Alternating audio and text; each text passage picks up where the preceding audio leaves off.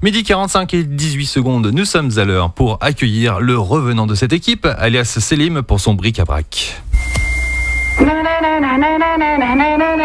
Picture a man going on a journey beyond sight and sound. He's entered the demilitarized zone. Bienvenue sur le bateau de l'amour. Avez-vous entendu parler des radios pirates? Pop FM. Précisément, tous ces drogués, ces marginaux, ces fornicateurs amateurs de fessées infestent notre grande nation. Personne peut rien nous faire, on est des pirates. Oh my god! Le bric-à-brac. Le bric-à-brac. La chronique éclectique de Bric et de Broc. What? Que tu peux écouter à la fac. Sur ton Mac? Ou dans ton hamac. Yeah! La rubrique qui va te mettre une claque pendant ton break. Wouh! Tous les mercredis à 12h45 sur les ondes du 89.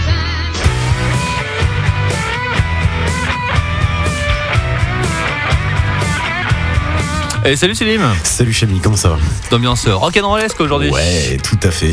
Bon, ta famille s'inquiète un petit peu sur ta santé, donc je tenais à faire juste un point vite fait. Hein. Mais j'ai cru comprendre que depuis 2 jours, tu parles de ma santé, notamment de ma blanchite aiguë que j'avais eue vendredi dernier. Oui, voilà. Et comme lundi, tu étais absent pour récupérer un petit peu de ton vendredi soir, puisque pour chers auditeurs, Selim est en train d'apprendre le métier, donc il manque un petit peu d'expérience sur certains points encore qui sont à régler. Et ça ira mieux durant cette année 2014. C'est qu'il y avait un stand de dégustation qui a posé problème. Mais tu n'es pas obligé de rentrer dans les détails, on ne veut pas savoir. C'est un long apprentissage. Sache que ce métier est rigoureux sur tous les points. Donc voilà, c'est très bien. Bref, revenons au bric-à-brac d'aujourd'hui. Nous allons parler de sport. On va parler de sport et d'un sport, on va dire, je sais pas, underground peut-être. On va me reprendre, de toute façon, au cas où je dis des bêtises. Mais je veux parler évidemment du roller derby, qui est un sport d'équipe de contact et qui se pratique en patin à roulette ou en quad en anglais. Et donc sur une piste en forme ovale qui s'appelle le rink. Le but du jeu étant pour l'un des joueurs de réussir à dépasser en un laps de temps donné les joueurs adverses sans se faire projeter au sol ni sortir de la piste. Alors ça a l'air super abstrait comme ça, comme on le dit, mais en gros il y a 2 équipes de 5 personnes chacune, donc avec 4 bloqueuses et une jammeuse. La jammeuse, c'est celle qui sprint et qui doit faire les tours et dépasser donc les bloqueuses, et après il y a un système de points qui se met en place par laps.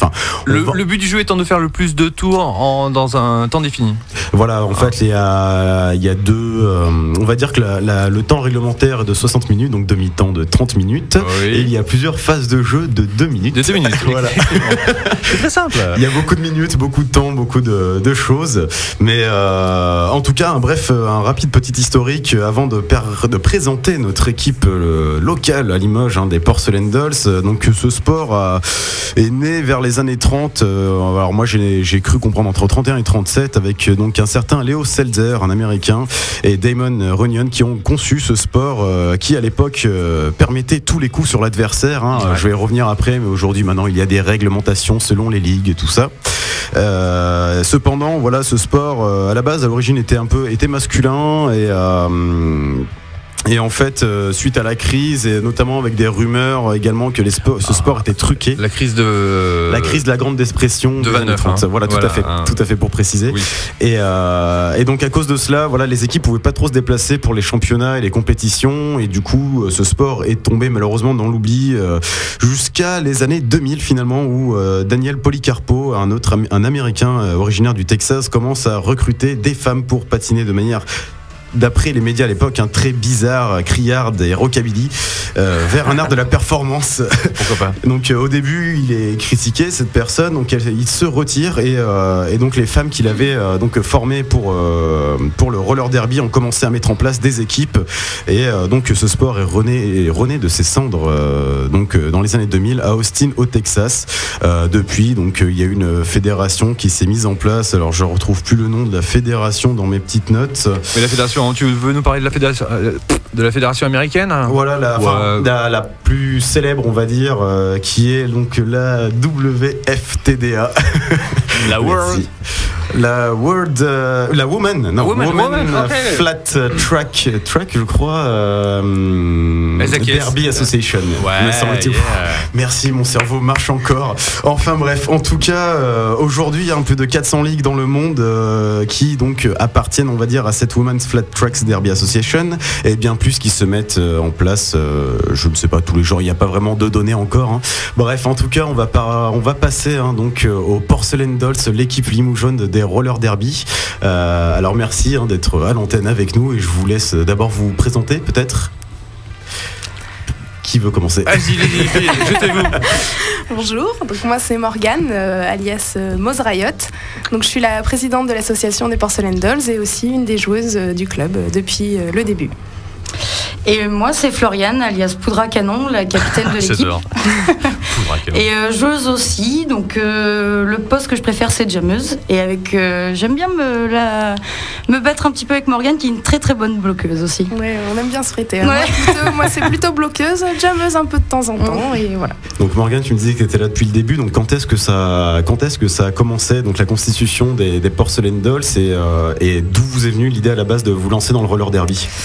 Alors, il y avait des personnes sur Limoges qui s'intéressaient au roller derby depuis un petit moment et qui ont monté une réunion d'information à laquelle je n'ai pas pu assister, mais j'ai après contacté les personnes et on s'est rencontrés très rapidement. On a été voir un match à Angoulême qui était une ligue déjà existante et donc les entraînements ont commencé à se mettre en place. On a monté l'association et donc petit à petit on a bien galéré. Donc ça c'était au mois de avril-mai. Avril-mai 2012. 2012, ouais. Voilà, donc il y a eu beaucoup de galères jusqu'à peu près, on va dire, décembre 2012 où on a dû refaire tout le bureau de l'association et c'est là où moi je suis devenue présidente et on a vraiment lancé les choses telles qu'elles sont aujourd'hui. On a pris en main comme il faut et ça roule un peu mieux, beaucoup mieux. Ça roule bien.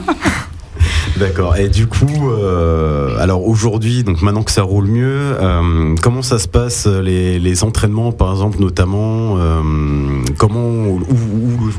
je vais y arriver, je reformule. Où les faites-vous? Comment vous vous réunissez? Dans quelle salle peut-être vous entraînez? Donc là du coup on a trouvé une salle depuis peu à Saint-Laurent-les-Églises, donc merci la mairie, c'est super. Du coup tous les lundis soirs et tous les jeudis soirs on se donne rendez-vous à 8h moins le quart, parking de la Guinguette, pour toutes celles et ceux qui veulent venir. Le rendez-vous sympathique. Ouais, c'est pas grave. Et après on part tous justement à Saint-Laurent-les-Églises. L'entraînement commence à 20h30, le lundi finit à 22h30 et le jeudi de 20h30 à 22h. Donc on arrive à la salle, petit échauffement physique et après on attaque le patin.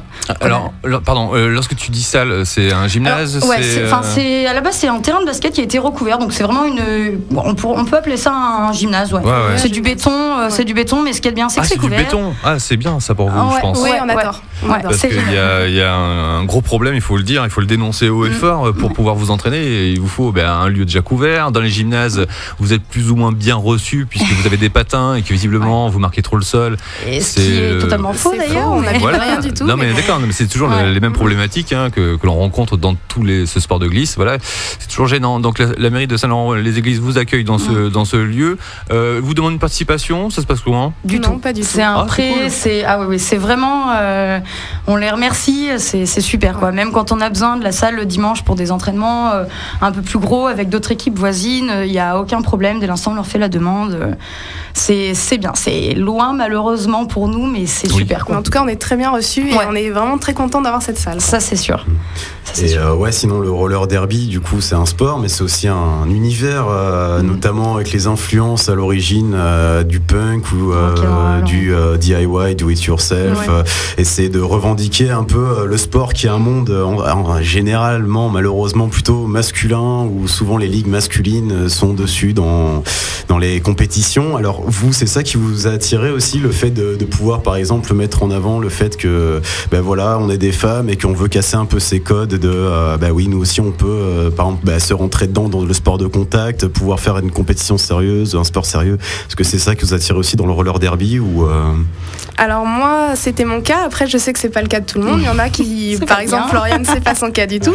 Moi, je sais que l'univers me plaisait à la base. Après que j'ai découvert le sport, vraiment, là, j'en suis tombée amoureuse. C'est vraiment le sport pour le sport. L'univers, c'est en plus. Mais nous, maintenant, c'est la glisse, c'est la cogne. Puis c'est plus qu'un sport, quoi. C'est vraiment. Enfin, je pense qu'on se lève derby, on dort derby, on mange derby. On vit derby. C'est pleinement. C'est ouais. Il y en a qui viennent à la base pour le sport et qui adorent, enfin qui du coup voient le monde à côté qui est super fun aussi. Il y en a qui viennent pour l'inverse et qui qui adorent le sport finalement après. Enfin c'est vrai que ça a remis beaucoup de gens au sport. Hein. Ouais. Oui. Beaucoup de personnes ont été attirées par l'univers et ça les a remis au sport. Parce que mine de rien, on fait pas que patiner comme ça. Hein. C'est fait beaucoup de physique, très intense. Ouais, très intense. Déjà rien que le fait de patiner, c'est quelque chose, c'est un vrai effort, c'est un vrai effort physique, c'est un vrai sport quoi. Ah bah c'est au début on se dit tiens c'est fou. J'ai des courbatures, j'ai des muscles ici, c'est bon. Mais en même temps c'est vrai que la façon, c'est tellement ludique. Voilà, vous vous amusez au-delà du sport et de la compétition et de vouloir gagner quelque chose. Voilà, ça aide à ce que les gens re-aiment le sport comme ils ont pu l'aimer dans leur jeunesse. C'est une autre vision du sport quoi. On le voit autrement. Carrément. Je vous avais reçu lorsque les Person Dolls étaient juste créés justement avec la première formation de l'équipe. Où il y avait eu quelques petits changements entre temps, on avait expliqué pourquoi ici. Vous avez réussi à mieux vous structurer donc d'un point de vue associatif avec une nouvelle présidente et tout ça. Au niveau de l'équipe, est-ce qu'il y a eu, parce que c'était un vrai engouement à l'époque, c'était un peu comme le poker, c'est-à-dire que le roller derby a eu un vrai succès en France, il y a eu plein d'équipes qui ont voulu se monter, sauf que il faut trouver assez de personnes et après il faut intégrer les compétitions. Est-ce que justement vous avez réussi à avoir assez de personnel pour pouvoir intégrer des compétitions et une fédération ? Malheureusement, on a encore le problème des personnes. Il nous manque beaucoup de personnes. Voilà. On a les filles qui viennent, qui savent pas forcément ce que c'est, qui viennent pour voir. Ça plaît pas. Donc on a qui restent, on a pas mal qui partent aussi. Enfin, qui ne restent pas justement. Il y a eu beaucoup de mouvements ces 2 dernières années, ça c'est sûr. C'est vrai qu'il y a eu des départs, il y a eu des arrivées. Après, le problème, c'est que justement, à chaque fois qu'on reçoit des nouvelles joueuses, il faut les entraîner, leur apprendre à patiner, leur apprendre à bien tomber, à bien jouer, à apprendre les règles. Mais c'est vrai qu'on a encore ce souci qu'il nous manque du monde pour pouvoir faire des matchs, parce que on sait que les gens nous attendent là-dessus sur les matchs, mais il nous manque du monde pour faire des matchs, parce qu'il faudrait qu'on soit minimum 14. Et vous êtes vous êtes à combien ? Vous êtes à 7, 10, 5 Alors, régulières ? Officiellement, on aurait le nombre suffisant. Après, c'est compliqué parce qu'on a toutes des vies très différentes et l'investissement des joueuses est assez différent. Et du coup, on aurait assez de joueuses pour faire un match, mais elles viennent pas forcément assez régulièrement. Et puis, le niveau est pas encore bon, donc on veut pas envoyer au casse-pipe des filles qui tiendront pas le choc sur un match. Quoi. On ne voudrait pas les dégoûter non plus. Mais ça, il faudrait apprendre à patiner. C'est assez long en fait pour apprendre à patiner correctement et apprendre à tomber par la suite. Donc c'est un peu le problème, c'est ce mouvement de filles. Moi, je serais prêt à venir vous supporter, à passer du son, à boire des bières, à faire des pyramides de canettes de bière comme ils peuvent le faire du côté du Canada. En tout cas, après, parce qu'on en parlait en off, notamment par rapport aussi aux règles de ce sport, qu'il y a notamment pas mal de tests à passer. Comment ça se passe ? Parce qu'il y a le test effectivement d'apprendre à glisser, à se servir des patins, mais les règles aussi, il me semble qu'il y a une sorte de test à passer écrit aussi. Alors, il y a ce qui s'appelle les minimum skills. Donc, c'est un test à passer. Donc, il y a... on teste les compétences sur le patinage, le roller derby, enfin différents trucs qui sont... On peut pas faire sans quoi. On peut pas envoyer une fille si elle sait pas maîtriser ça. Et encore quand elle les maîtrise tout juste, c'est limite. Ce serait dangereux. Ce serait trop dangereux. Et du coup, il y a aussi un test sur les règles parce qu'on a quand même à peu près 70 pages de règlement. Donc c'est lourd. Mais pareil, ça en match, si on connaît pas les règles, ça sert à rien, on serait dangereuse. On prendrait en permanence des fautes, donc ce serait passer le match en prison et se faire exclure au bout de cette faute. Donc il faut connaître les règles. Et donc il y a un questionnaire de 30, 40 questions, 25, ça dépend de l'humeur de la personne qui le fait. Et il faut que le questionnaire... Après, chaque équipe décide de combien de fautes est tolérable sur ce questionnaire. Donc, parce qu'il n'y a rien d'officiel encore. Donc chaque ligue fait à sa sauce, quoi. En fait, oui, on s'inspire de ce qui se passe aux États-Unis, mais après, c'est nous qui... Il n'y a rien d'écrit, en fait, en France, donc on fait comme on peut. Parce que, c'est ça aussi, c'est qu'il y a plusieurs règles selon les ligues, notamment aussi par rapport au coup qu'on peut donner, parce que ça reste un sport de contact, et où est-ce que vous limitez le contact, peut-être pour faire un peu moins peur à celles qui voudraient essayer. Poudre à canon va répondre.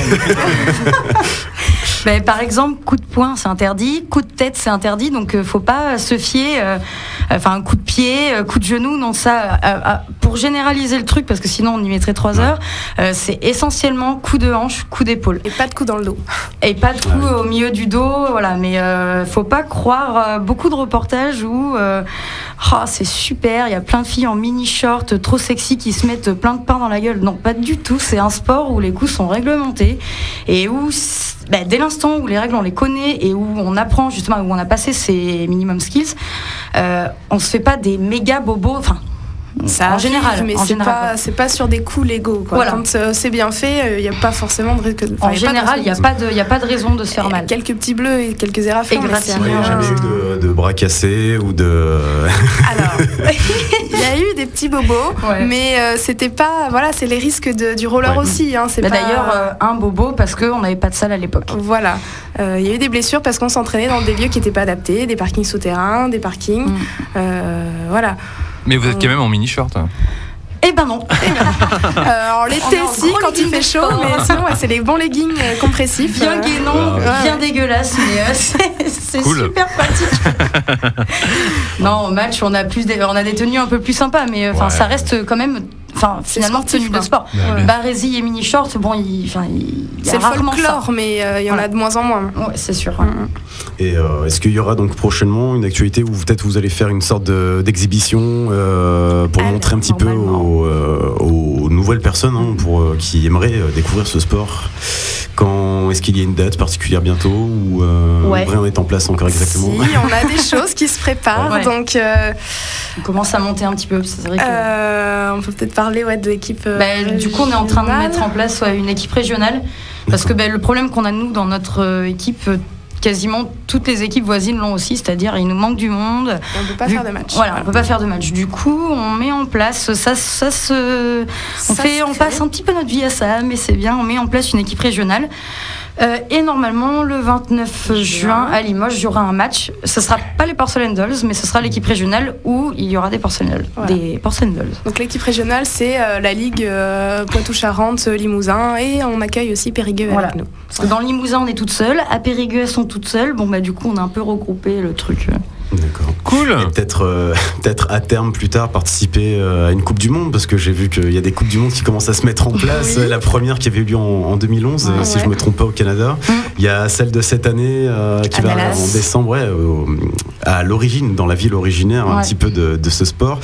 Quand est-ce que vous voyez faire une Coupe du Monde, dans 10 ans ou dans 5 ans? Alors nous, on ne sait pas. Après, il y a une sélection Team France qui a été créée et qui monte à Dallas, comme la dernière fois à Toronto.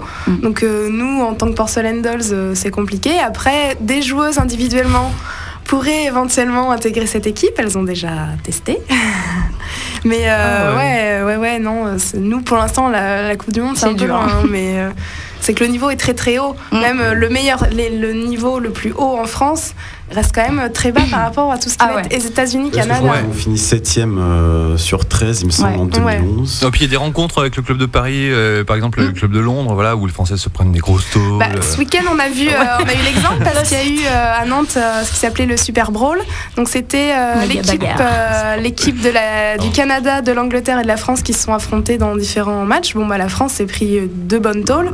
Donc on voit qu'il y a quand même une différence de niveau, ce qui est normal parce que elles n'ont pas la même expérience et la même ancienneté aussi. Voilà, aux États-Unis, au Canada, ça fait quand même depuis les années 2000, donc c'est les reines de la discipline. Il n'y a pas de. Même l'Angleterre qui commence à vraiment être très forte. Mais bon, ça viendra. Pourquoi pas, peut-être un jour. La France a quand même bien progressé par rapport, je pense, à la dernière Coupe du Monde, et je pense qu'on est. Il y a de bons espoirs pour la Coupe du Monde. On sera certainement mieux classé cette année, je pense. Faut faire venir un coach américain, c'est tout, quoi. Ouais, voilà. Bon, il y a pas mal de personnes, notamment on a la capitaine de l'équipe de la Team Canada qui nous a contacté. Bon, on n'a pas pu se rencontrer malheureusement, mais qui nous avait contacté afin de faire un coaching. En fait, les semaines, dans cette semaine-là, du coup, on n'a pas pu caler ce rendez-vous-là, mais c'est elle qui est venue à nous et qui nous a dit voilà, moi je suis en France, donc du coup pour le truc de Nantes, si vous voulez, on vous coach. Enfin, si vous voulez, on vous coach. Je vous fais un petit coaching, donc ça aurait été cool. cool, mais on n'a pas réussi à caler le. Ouais, ne serait-ce que sur les entraînements, ce qu'il faut travailler, comment. Après, nous, on a la chance d'avoir un super coach qui vient de Londres, qui a fait partie des Southern Discomfort, donc champion d'Europe, vice-champion d'Europe. Maintenant, c'est la France, c'est une équipe française d'ailleurs qui a repris la coupe. Et donc, il est venu s'installer en France, près de Limoges, donc c'est maintenant lui qui nous coach. Et c'est vrai qu'il a vraiment l'expérience et il sait, et depuis qu'il est là, on avance vraiment à vitesse grand V et voilà, on a de bons espoirs. Disons qu'il a l'expérience du derby, ce que n'ont pas nos coachs. D'ailleurs, on leur veut pas du tout. Non, c'est normal. Hein, c'est normal, mais c'est vrai que du coup, lui a une expérience. Bon, il a un niveau fois 1000 par rapport à nous, donc c'est vrai qu'il nous donne pas mal de petits trucs.